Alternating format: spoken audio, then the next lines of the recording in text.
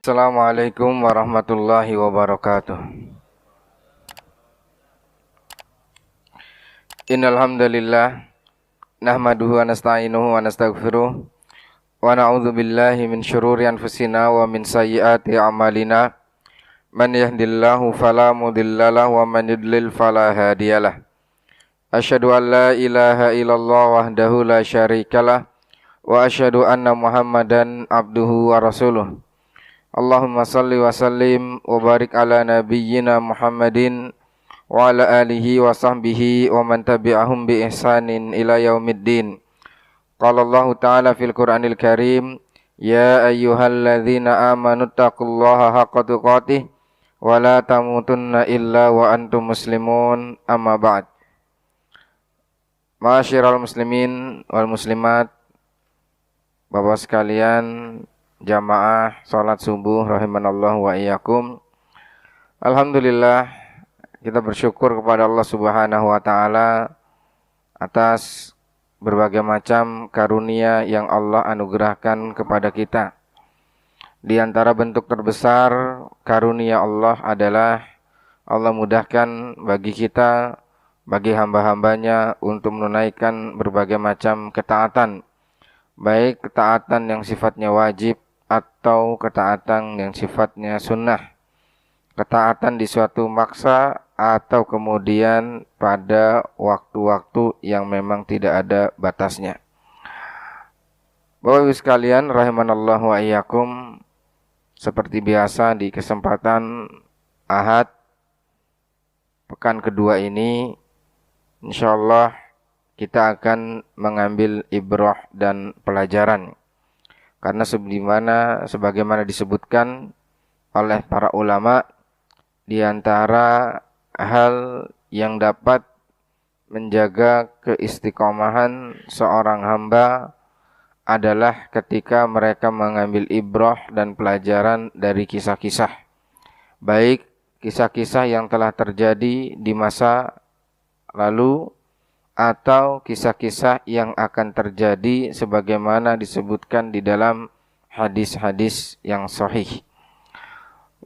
Bapak Ibu sekalian rahimanallahu wa iyyakum, kita masih di dalam rangkaian kisah yang berkaitan dengan Nabi Isa alaihi salam, yang mana Nabi Isa alaihi salam sebagaimana disebutkan di dalam hadis Nabi Muhammad sallallahu alaihi wasallam, yushiku an yanzila fikum Isa bin Maryam hakaman adla.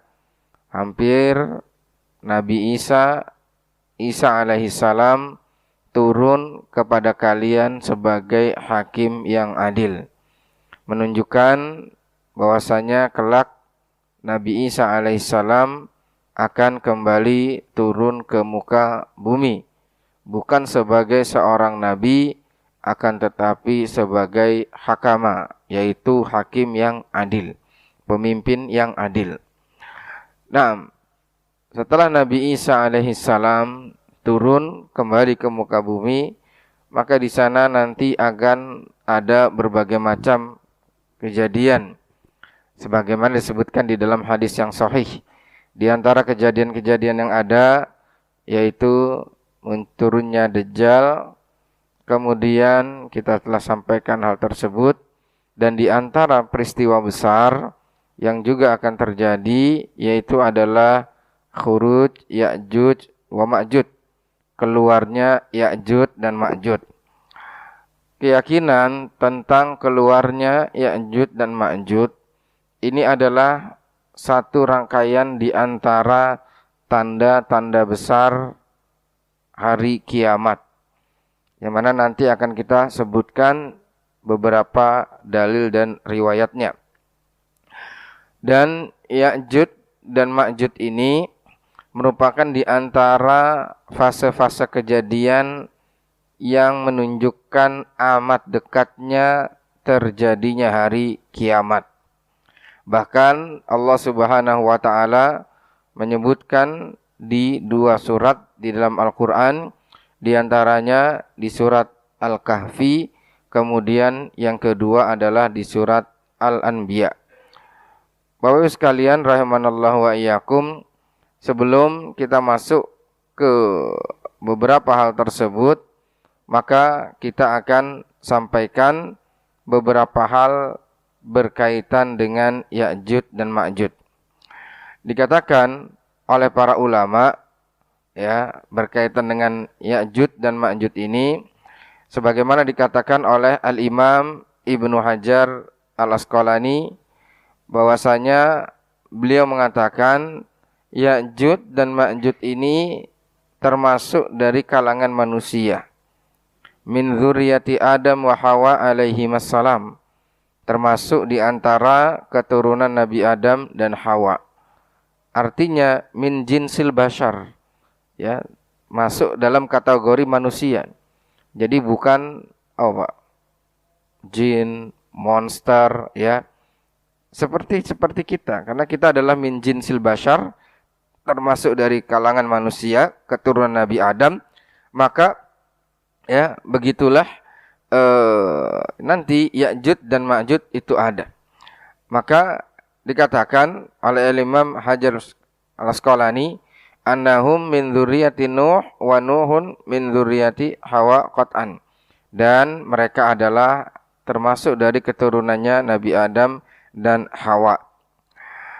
Dikatakan sekalian rahimanallahu wa iyyakum bahwasanya keduanya tersebut ya yaitu Ya'juj dan Ma'juj sebagaimana disabdakan oleh Nabi Muhammad sallallahu alaihi wasallam, anna Ya'juj wa Ma'juj min waladi Adam, bahwasanya Ya'juj dan Ma'juj ini termasuk dari keturunan Adam, wa annahum ursilu ilan nas, dan mereka dikirim kepada manusia, fa afsadu alaihim ma'ayishahum, ketika mereka turun mereka akan banyak merusak kehidupan manusia.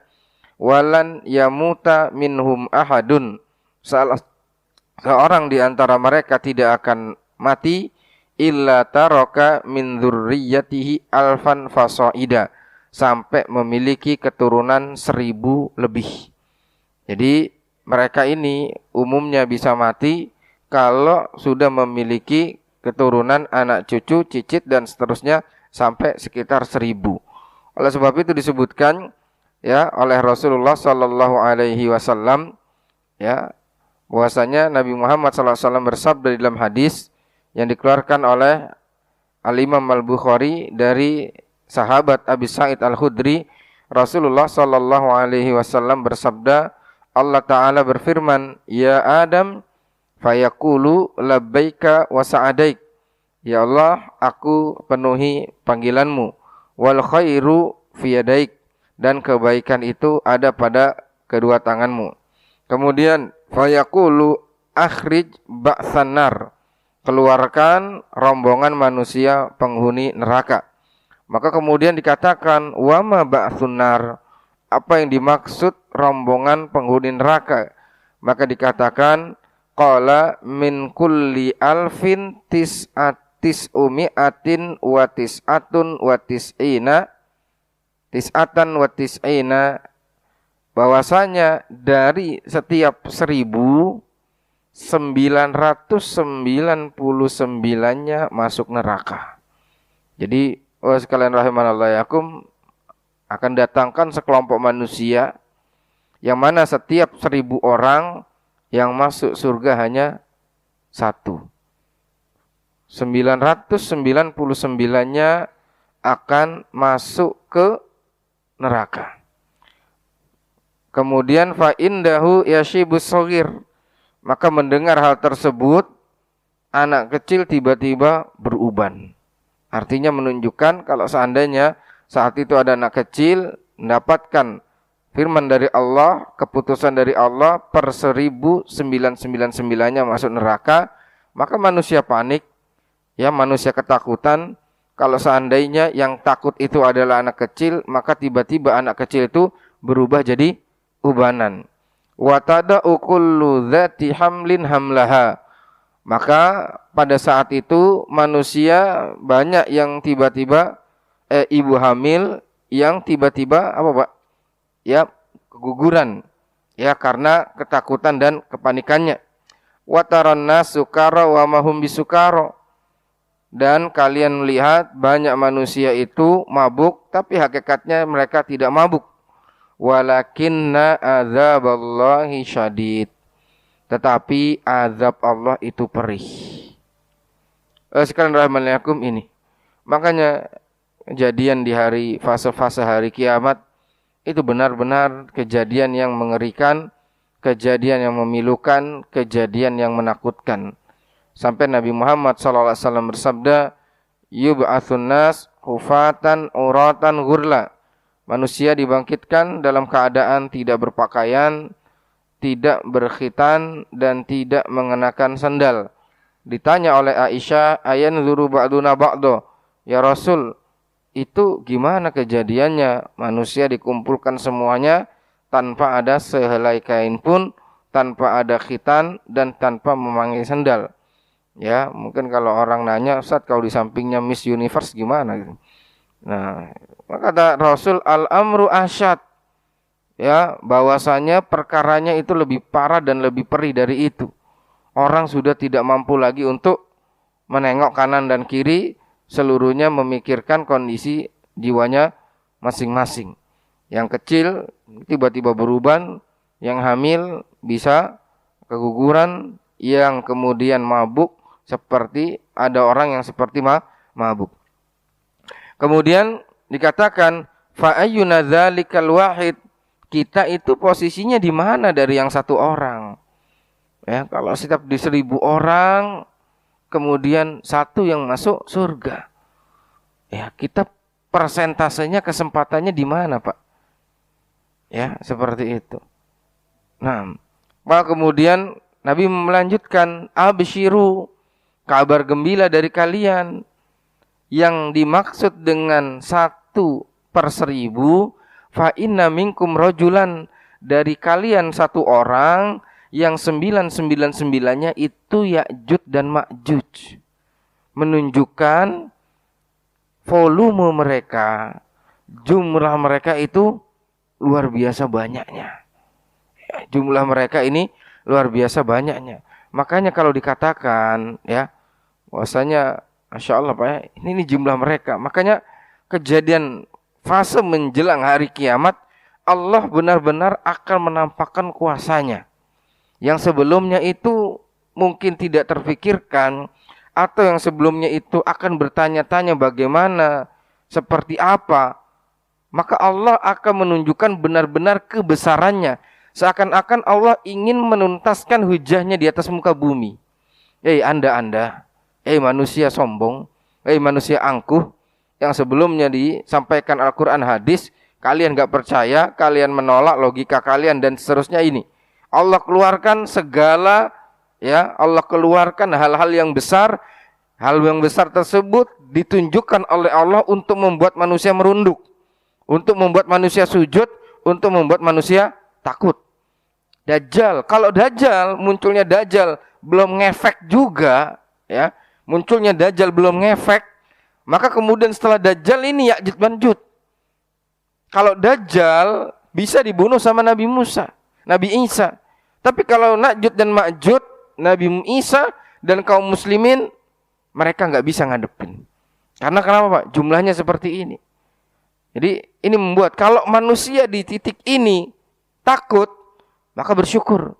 Kalau seandainya manusia di titik ini tidak ada yang takut, maka ya sudah, lihat kejutan-kejutan Allah yang akan terjadi mulai dari alam kubur sampai kemudian nanti di padang mahsyar.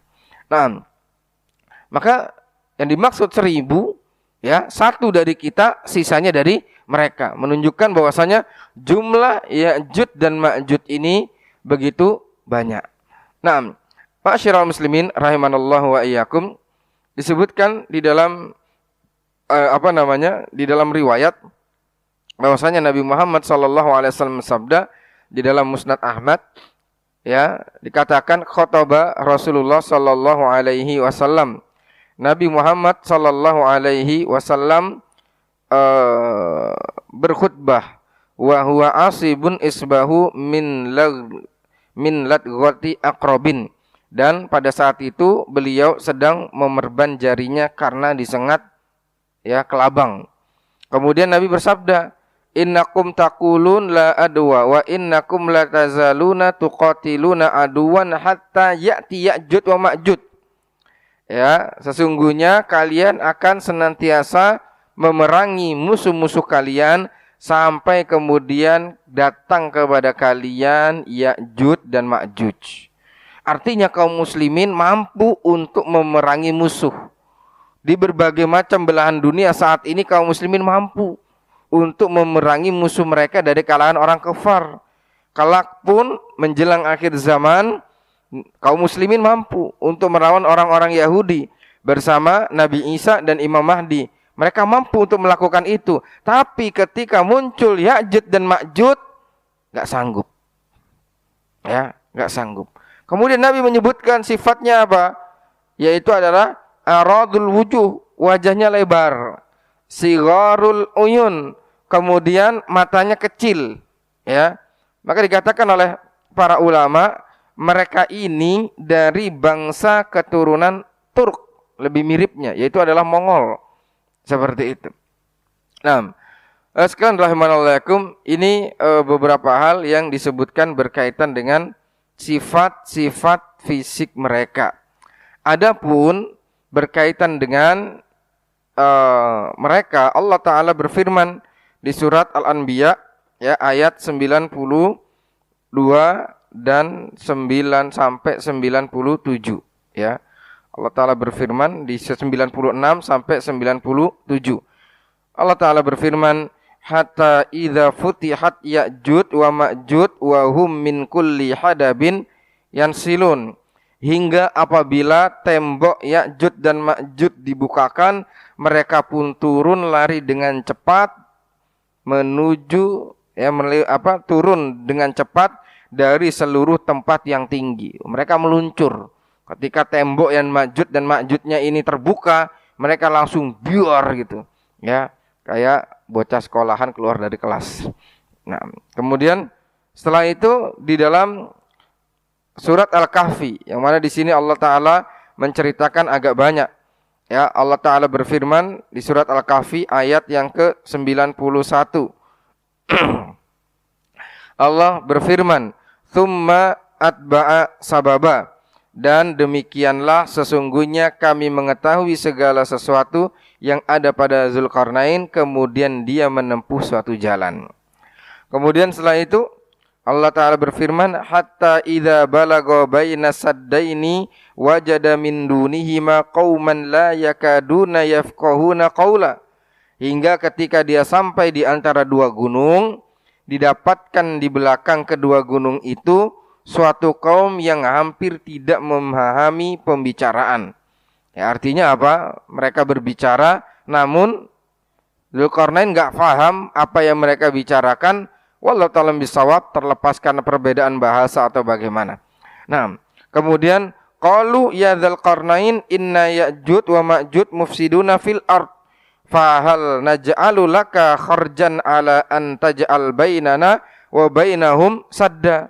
Lalu orang-orang yang ada di sekitar situ mengatakan, wahai Zulkarnain. Zulkarnain yang dimaksud di sini adalah Zulkarnain seorang raja yang saleh, kemudian menjadi penguasa dunia dari timur dan barat. Ya, disebutkan oleh Nabi Muhammad SAW bahwasanya penguasa timur sampai barat itu ada 4 orang. 2 orang mukmin dan 2 orang kafir. Adapun 2 orang yang mukmin yaitu adalah Nabi Sulaiman dan yang satunya lagi adalah Zulkarnain.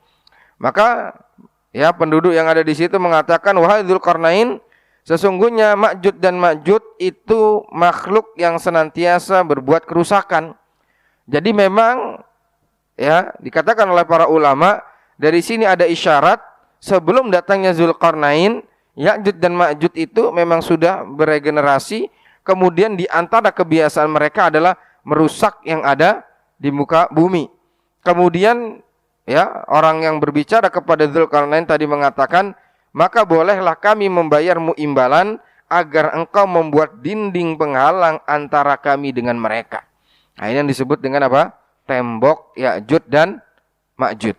Ya, jadi Di surat Al-Kahfi ini ya mereka minta tolong kepada Dzulqarnain untuk membuat apa, Pak?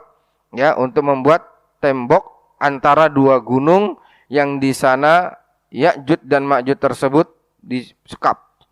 Kemudian selanjutnya yang 95, qala ma makkani fihi rabbi khairun fa'inuni biquwwah aj'al bainakum wa bainahum radma.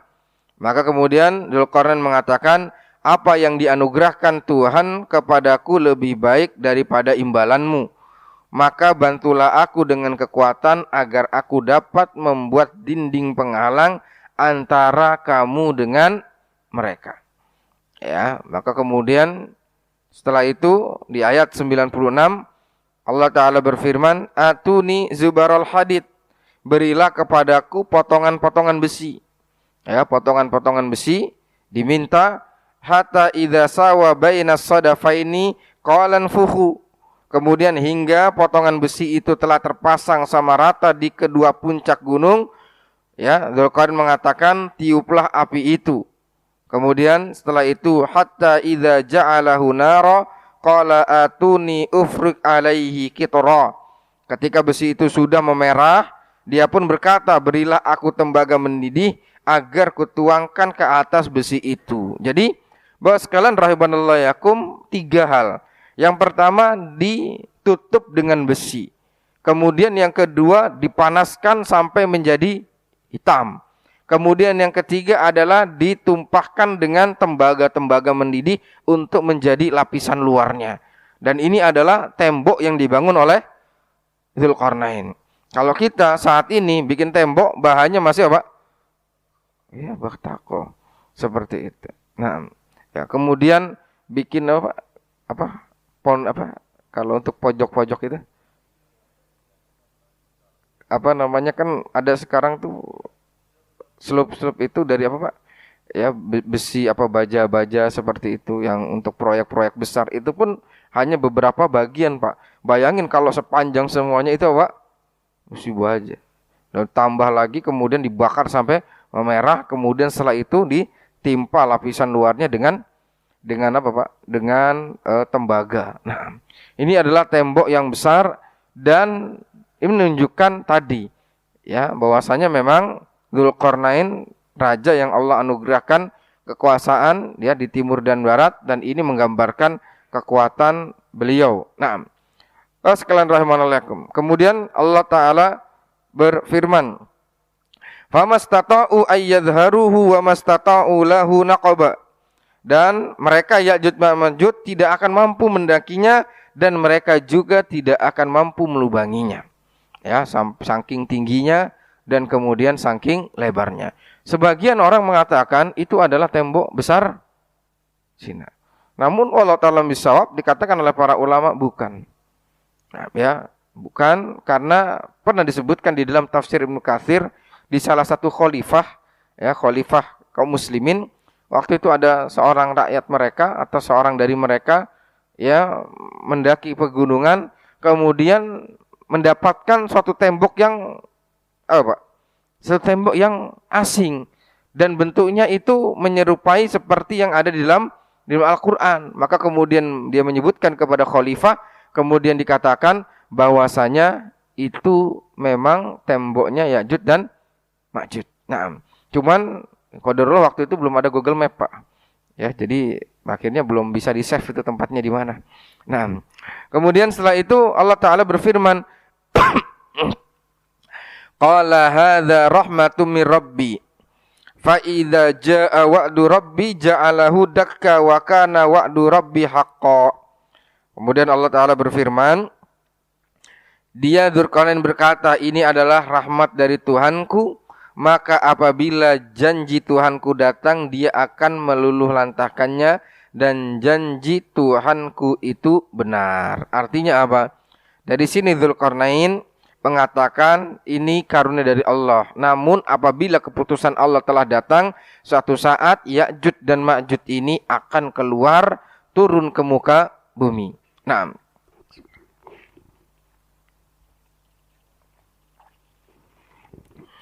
sekalian rahimanallahu yakum. Ini yang disebutkan di surat Al-Kahfi ayat 92 dan selanjutnya. Nah, sekalian rahimanallahu wa iyyakum. Kemudian yang selanjutnya di dalam hadis, ya, di dalam hadis Nabi Muhammad sallallahu alaihi wasallam bahwasanya suatu saat dari Zainab bintu Jahash, Rasul sallallahu alaihi wasallam masuk ke rumahnya. Dan ini adalah istri beliau. Dakhala 'alaiha yauman fazi'an. Nabi Muhammad sallallahu alaihi wasallam tiba-tiba masuk ke rumahnya Zainab dalam keadaan takut. Kemudian mengatakan apa? La ilaha illallah wainun lil arab min syarrin qadik tarab. Ya, Nabi dalam keadaan takut. Kemudian ketika Nabi dalam keadaan takut, yang pertama disebut apa? Zikir.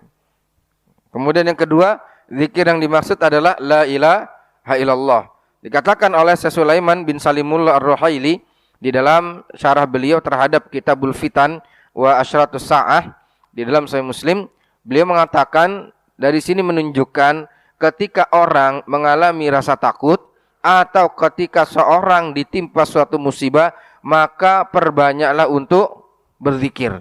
Karena berzikir itu bisa membantu seorang tersebut untuk tenang. Kemudian yang kedua, ketika seorang menghadapi suatu ujian dan musibah, kunci terdepannya adalah membekali diri dengan tauhid. Karena tidak ada musibah yang paling besar melainkan musibah wafatnya Nabi. Tidak ada musibah yang paling besar melainkan musibah wafatnya Nabi. Tadi malam saya sempat menyampaikan, kita juga ada pelajaran sirah Pak ya. Cuman kalau ini sirah berkaitan dengan para nabi dan para rasul. Kalau malam kedua saya menyampaikan sirah berkaitan sirah Nabi Muhammad. Bahwasanya setelah Nabi Muhammad sallallahu alaihi wasallam wafat, dikatakan tufiya Rasul sallallahu alaihi wasallam waktu wastukhlifa Abu Bakrin wa kafara minal arabi man kafar. Ketika Rasul wafat, kemudian Abu Bakar menjadi khalifah, kufurlah dari kabilah Arab orang-orang yang kufur. Dan disebutkan di dalam Bahjatul Qari, orang Arab pada saat itu dominan 3 hal. 1, imma mereka mengikuti nabi palsu, atau yang kedua mereka tidak mau membayar zakat, atau yang ketiga mereka murtad. Sampai disebutkan falam yabqa fi jaziratil arab illa salasatu masjid yusolli ahluha wa aktsarun nas irtaddu. Dan di jazirah Arab hanya tinggal tersisa 3 masjid dipakai sholat. Sisanya habis orang-orang murtad. Habis Pak. Sudah tinggal tidak ada kecuali 3 masjid, lainnya habis. Jazirah Arab yang dimaksud di sini siapa? 1, Mekah Madinah. Mekah Madinah terjaga. Yaman murtad karena ada nabi palsu. Oman, ya, di Oman juga demikian masalah. Kemudian setelah itu daerah Syam dan kemudian negeri-negeri sekitarnya. Itu sampai Abu Bakar As-Siddiq mengutus 11 pasukan yang diutus apa? Mencharge seperti jaringan itu Pak. Misi 11 ini adalah untuk menumpas 3 masalah terbesar itu. Jadi Bapak sekalian rahimanallahum, Abu Bakar sudah mengisyaratkan itu semenjak beliau khutbah masuk dari rumahnya Nabi. Beliau masuk ke rumahnya Nabi, memastikan berita Nabi wafat, kemudian dilihat ternyata benar Nabi wafat. Kemudian mengatakan tibta hayyan wa mayitan. Baik sekali keadaanmu dalam kondisi hidup atau wafat. Kemudian mengajak bicara Umar enggak respon.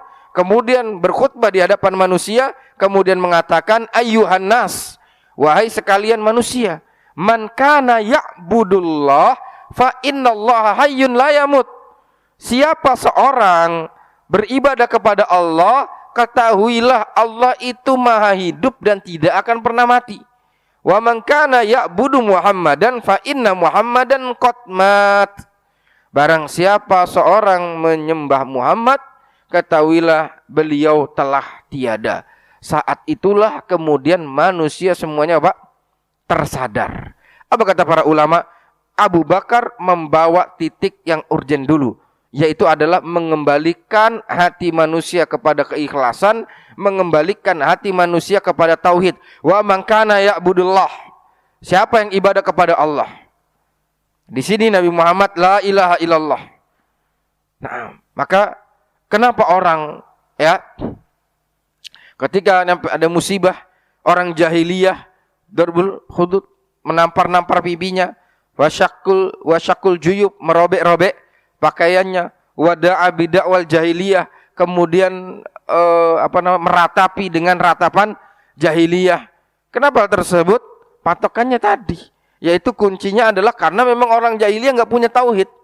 Enggak ada mereka iman kepada hal-hal yang didatangkan oleh Nabi Muhammad SAW. Ridho terhadap takdir, ya. Kemudian setelah itu adalah bersabar terhadap musibah. Kemudian pahala di hari kiamat. Kemudian ini adalah semuanya perjalanan kehidupan dan yang lainnya. Wailul lil Arab min syarrin qad iqtarab. Celaka negeri Arab dari keburukan yang sudah mendekat. Kata beliau, kenapa kok yang disebutkan Arab? Kenapa yang disebutkan Arab? Enggak disebutkan wailun linnas, celaka manusia dari keburukan yang sudah dekat. Nah, kenapa yang disebutkan Arab? Disebutkan ya oleh beliau, kenapa yang disebutkan oleh Arab? Satu, bahwasanya kata beliau, keburukan kalau terjadi sudah di bangsa Arab berpotensi akan mudah tersebar di tempat yang lain. Kemudian beliau menyebutkan futihal yaum min radmi Ya'jud wa Ma'jud. Pada hari ini lubang Ya'jud dan Ma'jud telah terbuka. Waktu itu beliau ya pengajar Masjid Nabawi ini pernah menyebutkan, cuman saya udah lupa bentuk ininya seperti apa, apakah begini atau misalnya saya udah lupa waktu itu. Nah, qalat Zainab, ya Rasulullah, anuhliku wa fina salihun. Ya Rasul, apakah kita akan binasa sedangkan di tengah-tengah kita ada orang yang salih? Jawab Nabi apa? Naam, iya. Idza kasurul khobath, kalau banyak kerusakan. Hadis sahih di kitab Sahih Bukhari dan kitab Sahih Muslim. Dan di dalam Sahih Bukhari, Imam Bukhari membawakan bab kisah Ya'jud dan Ma'jud. Dari sini poinnya apa, Pak? Kebinasahan itu ketika banyak orang soleh tetapi tidak ada amar ma'ruf nahi mungkar. Ini penyebab kebinasahan. Di dalam hadis ini, orang berpikir ibadah masing-masing. Urusan Anda, urusan saya. Sehingga amar ma'ruf nahi mungkar itu sinyalnya mati. Kemudian tidak ada pengajakan kepada yang baik dan tidak mengingkari kemungkaran. Orang mabuk dibiarkan, orang judi diabaikan, kemudian yang lainnya sudah dianggap biasa sudah. Sampai kemudian idza kathurul khobas, akhirnya justru kebaikan tidak ada yang ngajak. Kemudian sifat dari keburukan itu akan ngerembet terus. Akhirnya semakin banyaklah orang yang berbuat keburukan dan tersebar keburukan itu. Maka ma'asyiral muslimin rahimanallahu wa iyyakum, di sini faidah. Afina solihun, di tengah kita orang yang soleh, iya. Kemudian binasa, iya. Jika apa, Pak? Tersebar keburukan. Berarti orang yang soleh, orang yang rajin ibadah tidak bisa diam untuk dirinya sendiri. Orang yang soleh, orang yang rajin ibadah perlu amar ma'ruf nahi mungkar. Kalau tidak mau binasa, penyebab kebinasaannya adalah ketika amar ma'ruf nahi mungkar tersebut gimana, Pak? Nah, wassalam. Idza kathurul khobas. Kemudian disebutkan di dalam hadis Nawas bin Sam'an, beliau mengatakan, idza auhallahu ila Musa, ketika Allah mewahyukan kepada Nabi Musa, mengabarkan kepada Nabi Musa, inni qad akhrajtu ibadan li la yudanu li ahadihim biqitalihim. Nabi Isa mendapatkan informasi, saya sudah mengeluarkan hamba-hambaku yang tidak ada tandingannya untuk diperangi. Nah, di sini Pak fasenya. Makanya apa kaitannya Nabi Isa dengan Ya'jud dan Ma'jud? ketika Allah mengabarkan Nabi Isa bahwasanya Ya'juj dan Ma'juj sudah dikeluarkan dan mereka tidak akan ada tandingannya. Faharriz ibadi ila Tur, selamatkan hamba-hambaku ke bukit Tur. Sehingga kaum muslimin yang tadinya berperang melawan Dajjal dan pasukan Yahudi, kaum muslimin menang, sekarang gak bisa ngadepin Ya'juj dan Ma'juj. Kemudian Allah Ta'ala memerintahkan Nabi Isa dan kaum muslimin untuk berlindung di balik pohon, di balik gunung Tur. Faba'atsallahu Ya'juj wa Ma'juj. Kemudian Allah mengeluarkan Ya'juj dan Ma'juj, wa hum min kulli hadabin yansilun. Kemudian mereka dari berbagai macam sisi meluncur. Fayamurru ulaika ala buhairat Tabariyah. Mereka melewati danau Tabariyah. Ya. Mereka melewati danau Tabariyah. Fayashrabuna ma fiha. Kemudian pasukan awal masuk ke danau Tabariyah, kemudian kehausan, dia minum yang ada di situ. Fayamurru akhiruhum wa yaqulun laqad kana bihadza marratan ma. Sungguh, ya, jadi yang awal minum, yang kloter terakhir lewat situ mengatakan kayaknya di sini dulu ada air. Artinya apa, Pak? Saking banyaknya jumlah mereka, pasukan yang terakhir, kloter terakhir sudah nggak dapat air di danau, sudah disedot sama orang-orang yang sebelumnya. Ini menunjukkan apa? Jumlah mereka luar biasa. Pertanyaannya, Pak, ada nggak kejadian sengeri ini sekarang? Belum. Menunjukkan kiamat belum bulan depan. Gitu. Ya. Fayuhsaru nabiyullah wa Isa wa ashabuhu hatta yakun ra'su thawr li ahadihim khairun min mi'ati dinarin li ahadikumul yaum. Pada waktu itu Nabi Isa dan kaum muslimin itu terpenjara di balik gunung. Kalau seandainya mereka sulit, Pak. Mereka terpenjara, kalau kata orang sekarang, Pak, ngungsi. Mereka mengungsi, menyelamatkan diri karena nggak bisa menghadapi siapa? Nah, yang kedua, namanya orang ngungsi, ya, nggak bawa perbekalan kecuali yang cukup. Mesin ATM nggak digondol, Pak. Ya, seperti itu. Maka dikatakan di sini, fayakunu rasul. Kalau mereka saat itu punya kepala kepala kerbau, itu lebih baik bagi mereka dibanding hari ini kalian punya 100 dinar. Kalau 100 dinar, 1 dinarnya itu berapa, Pak? 1 juta, ya kurang lebih sekitar berapa? Ya sekitar 100 jutaan di hari itu lebih baik daripada satu kepala kerbau itu lebih baik daripada 100 dinar di masa normal. Menunjukkan apa? Kondisinya sulit. Ya memang benar-benar orang yang bagaimana? Ya orang yang mengungsi tadi, mereka nggak membawa perbekalan kecuali kecukupan. Ya kita ke Cianjur, bagaimana kita ke Cianjur ngelihat rumah-rumah kaum muslimin di sana yang roboh, yang apalah segala macam. Kemudian kita bawa satu kantong, ya, kemasan berisi beberapa makanan, ya, yang kemudian cepat saji, yang lainnya. Itu, Pak, kalau di hari biasa ya mungkin biasa saja. Cuman ketika kondisinya demikian, Masya Allah, mereka benar-benar bersyukur dan mereka pun merasakan itu sangat berharga karena memang tidak ada lagi tempatnya. Masjidnya ambruk, brek. Yang ada adalah tenda dijadikan masjid. Seperti itu. Nah, sekalian rahimanallah, ini diantaranya. Kemudian intinya adalah satu kepala kerbau itu lebih baik daripada 100 dinar. Kondisi mereka mengungsi, keterbatasan, ya, bahan pakan, makanan dan yang lainnya. Fayarghabu ilallah Isa bin Maryam wa ashabuhu fayursilu alaihin naghaf.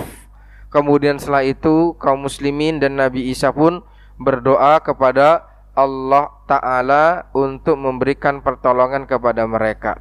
Lalu Allah menurunkan nagof. Apa itu nagof? Disebutkan di sini nagof adalah dud. Dud apa Pak? Apa Pak yang kecil-kecil kayak belatung begitu? Nah, dud. Nah, kayak sebentuk seperti belatung-belatung kecil. Fi unufil ibil wal ghanam. Yang biasanya ini, wah, ada casan enggak Pak? Casan ada enggak ada ya? Nah, apa namanya, stop kontak.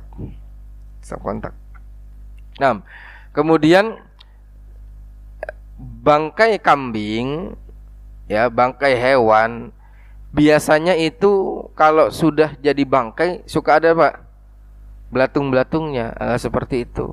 Maka kemudian dikatakan lalu Allah mengirimkan belatung fi riqabihim, ya, diturunkan belatung. Kemudian yang mana belatung-belatung tersebut menggerogoti leher-leher mereka, ya, menggerogoti, ya, leher-leher mereka. Kemudian, ya, syukran, fayasbihuna farsa. Kemudian mereka, ya, dalam kondisi apa? Setelah itu mati bergelimpangan. Kamauti nafsin wahidah, mati serentak. Fayuhbitu binabiyillah Isa wa ashabuhu ilal ardi. Kemudian setelah itu Nabi Isa alaihissalam diperbolehkan turun untuk ke bumi. Fala yajiduna fil ardi maudi'a shibrin illa mala'ahu zahru zamhum. Kemudian wanatatuhum.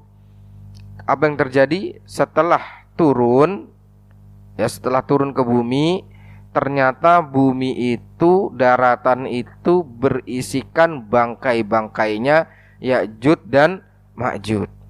Kemudian fayursilullahu tayran, lalu Allah Ta'ala mengirimkan hujan, yang mana hujan itu akan menggiring mereka, membawa bangkai-bangkai mereka, ya, untuk bersih dari atas daratan. Ma'asyiral muslimin rahimanallahu wa iyyakum. Ini yang disebutkan di dalam hadis yang dikeluarkan, ya, oleh Al-Imam Muslim. Bapak sekalian rahimanallahu wa iyyakum, dari sini menunjukkan, ya, bahwasanya Ya'jud dan Ma'jud mereka adalah di antara fitnah terbesar yang terjadi menjelang hari kiamat sebelum wafatnya Nabi Isa. Dan jumlah mereka banyak, mereka membuat kerusakan, manusia tidak sanggup untuk menghadapinya. Kemudian Allah Subhanahu wa taala, ya, Allah Subhanahu wa taala menurunkan kepada mereka, ya, dud tadi, yaitu adalah apa tadi? Belatung-belatung, ya, kemudian belatung-belatung itu memangsa mereka. Disebutkan di dalam hadis Abu Hurairah, ya, dalam hadis Abu Hurairah, dan ini dikeluarkan oleh Sunan Tirmidzi, yakhrujun 'alan nas fayusqaunal miyah. Mereka keluar, mereka minum air, yafirun nas minhum. Mereka kemudian manusia lari, ngelihat jumlah mereka yang banyak, manusia kabur ketakutan. Fayarmauna simhamahum fis sama. Maka orang-orang Ya'jud dan Ma'jud melemparkan panah ke langit. Ya, fatarji'u mukhdobatan biddima. Ketika panah itu turun lagi ke bawah, ternyata panah itu sudah berlumuran darah. Kemudian mereka mengatakan fayaqulun qaharna alal ardi wa ghalabna man fis sama'i quwwatan wa uluwa. Kami telah menguasai penduduk bumi dan kami telah mengalahkan apa yang ada di langit. Ini bentuk apa? Kesombongan dan kecongkakan mereka. Ini adalah titik balik, Pak. Jadi dari sini diambil faedah, kesombongan, kecongkakan adalah titik balik. Semakin seseorang sombong, semakin seseorang congkak, itu menunjukkan semakin dekat titik baliknya. Bisa dibanting berapa? 180 derajat. Ini juga yang terjadi pada saat siapa? Pada saat, ya, di mana namanya? Ya, kaum para sahabat ya di perang Hunain juga, kemudian beberapa kaum terdahulu dengan mengatakan man asyaddu minna quwwah, siapa yang lebih baik dan siapa yang lebih kuat dari kami. Mereka menganggap mereka lah yang paling kuat. Nah, dikatakan ya di surat Iromadzatil Imad allati lam yukhlaq misluha fil bilad. Nah, Bapak sekalian rahimanallahu wa iyyakum, dikatakan bahwasanya ya dari sini kita mengambil beberapa faedah, Pak. Di antara faedah yang disebutkan oleh Allah Ta'ala di dalam surat ya yang tadi disebutkan, yang pertama, karena waktunya sudah jam 6, kita akan sebutkan beberapa faedah. Yang pertama yang bisa kita ambil faedah di sini adalah bahwasanya seorang muslim hendaknya tidak padam dalam menyebarkan kebaikan. Ya, semangat muslim itu tidak padam untuk menyebarkan kebaikan. Ini diambil dari poin apa? Diambil dari poin Dzulqarnain. Ketika Dzulqarnain membantu rakyat sekitar melindungi diri mereka dari keburukan Ya'juj dan Ma'juj. Nah, wa mana asyarra fi ruqatin minal ardillah. Dan semangat kaum muslimin tidak juga harus padam dalam tadi menumpas dan mencegah yang namanya keburukan. Pak, kalau amar ma'ruf nahi mungkar tidak ditegakkan oleh Dzulqarnain pada saat itu, maka rakyat yang ada di situ akan apa? Binasa. Kalau rakyat yang akan ada di situ binasa, maka berpotensi demikian juga generasi manusia pada saat itu akan lenyap. Karena perbandingan Ya'juj dan Ma'juj 1 dibandingkan dengan 1000. Maka Dzulqarnain amar ma'ruf nahi mungkar. Mana amar ma'ruf nahi mungkarnya? Mengingatkan semuanya adalah kuasa Allah. Nahi mungkarnya adalah membuat bendungan ya antara dua gunung yang dilapisi dengan berbagai macam lapisan tadi. Ini salah satu bentuk amar ma'ruf nahi mungkar. Kemudian yang kedua adalah mahmakanat awaidun nas wa tabaihum fa innal mu'min la yanfuku yasa ila islahi ma yastati'u islahuhu bima fasada minha. Berbagai macam tabiat manusia, maka tabiat mukmin itu senantiasa ada potensi berpikir untuk memperbaiki diri. Ini diambil dari poin yang apa, Pak? Dari poin tadi, orang-orang yang minta bantuan kepada Dzulqarnain. Mereka minta, ya, faj'al ya antara kami dengan mereka apa? Bendungan. Nah, Bapak sekalian rahimallakum ini. Jadi kemarin juga saya dapat informasi. Ada di sebuah perusahaan yang mana sebuah perusahaan itu memberikan bonus ya, memberikan bonus, kemudian memberikan reward kepada karyawan. Reward kepada karyawan tersebut sebutnya sederhana, Pak. Apa rewardnya, Pak? Difasilitasi berangkat umroh. Apa syaratnya? Yang sudah siap. Begitu aja. Gak harus ngapalin surat tertentu, gak harus ngapalin, yang sudah siap berangkat. Itu sudah saking apa ya? Saking gampangnya, Pak. Yang sudah siap berangkat. Nah, kemudian pimpinan mengatakan, dan saya kaget, Sat. Kenapa? Yang berangkat ternyata orang yang paling tanda kutip ya, dia ya mungkin dibanding teman-temannya yang lain ya agak apa, Pak? Ya agak inilah, agak agresif dalam tanda kutip. Artinya gak terduga kalau ternyata yang angkat tangan dia duluan. Dia driver, banyak di jalan, berbagai macam hal yang tidak kurang baik mungkin jadi biasa dilakukan. Nah, tapi ketika ditawarkan ini dari sekian macam, ternyata dia yang angkat tangan. Dari situ diambil faedah poin ini, Pak. Manusia seberapapun kondisi tabiatnya, kebiasaannya, seorang mukmin itu di satu titik di dalam hatinya ingin menjadi lebih baik. Cuman kadangnya nih Pak, satu, baru mau jalan diledekin sama temannya, lu sholat mulu, lo so alim lu gitu. Yang mau pakai kerudung, Allah, jangan sok inilah, udahlah nongki sama kita lah, nggak usah pakai kerudungan.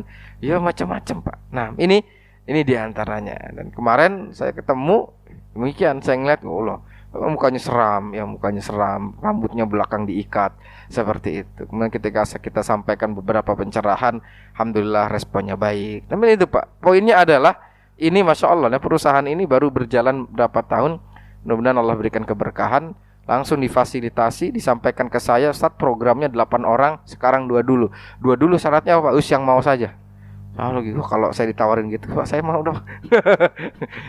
Programnya ya Allah, yang mau, iya yang mau aja, yang sudah siap. Yang sudah siap jangan dia aja. Siapa Bang? Yang satu bagian itunya, yang satu driver. Jadi 2 yang berangkat itu staf tinggi, yang satu driver. Yang lainnya Pak, gak tahu Ustaz. Oh ya sudahlah. Mudah-mudahan Allah berikan itu. Nah, poinnya nih Pak ya. Jadi seberapapun besar mereka melakukan dosa, di satu titik dalam hatinya ada cahaya. Itu seperti pembunuh 99 orang. Dia sudah 99 Pak. Nah, duel menang terus. Nah ini kalau sekarang ada MMA mungkin dia juaranya gitu. Nah, tapi apa Pak? Dia ketika 99 datang kepada ahli ibadah. Ahli ibadah jawab nggak bisa, dibunuh lagi jadi 100. Tapi masih penasaran, masa sih saya nggak bisa diterima taubatnya? Datang kepada ahli ilmu, alhamdulillah bisa diterima taubatnya. Kemudian di pertengahan jalan kemudian orang tersebut wafat dan ternyata arahnya adalah ke surga. Nah, sekalian rahimakumullah ini. Jadi jangan remehkan siapapun ketika mereka menginginkan kebaikan dan kebenaran. Bisa jadi satu titik cahaya ini bisa akan menerangi, ya, melahirkan cahaya-cahaya yang lain, sehingga seorang tersebut orang tersebut bisa melakukan kebaikan yang orang sebelumnya mungkin tidak mampu melakukan. Semalam saya sampaikan, ketika Nabi Muhammad SAW menaklukkan kota Mekah, orang Mekah di situ ada 3 tipe. Yang satu masuk Islam, yang kedua gimana Pak? Yang kedua jadi tawanan, yang ketiga kabur. Yang kabur kemudian membuat membuat komunitas dan membuat perkumpulan kelompok, ya, lalu mereka menyiapkan pasukan yang besar juga untuk menghadapi Rasul. Maka Rasul setelah Fatu Mekah lanjut ke Hunain. Nah, taib. Maka di antara yang kabur itu Pak, namanya adalah Ikrimah. Di antara yang kabur itu adalah namanya Ikrimah. Nah, kemudian setelah itu gimana Pak?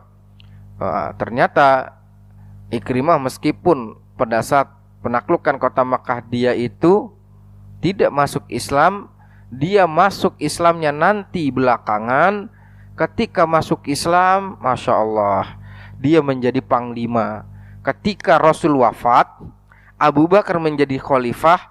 Ikrimah itu termasuk 11 panglima perang yang diutus oleh Abu Bakar, salah satunya ke suatu tempat yang bernama Yamamah. Disitulah nanti Ikrimah menjadi pimpinan pasukan untuk membunuh nabi palsu, yaitu siapa? Musailamah Al-Kadzab. Kemudian setelah itu beliau ke arah Oman. Habis ke arah Oman, beliau ke arah Hadramaut Yaman. Untuk apa Pak? Yaitu masih sama satu fase tadi. Ima nabi palsu, ima penolak zakat, ima orang-orang yang murtad. Oke, masuk Islamnya belakangan, tapi karya yang dihasilkan luar biasa.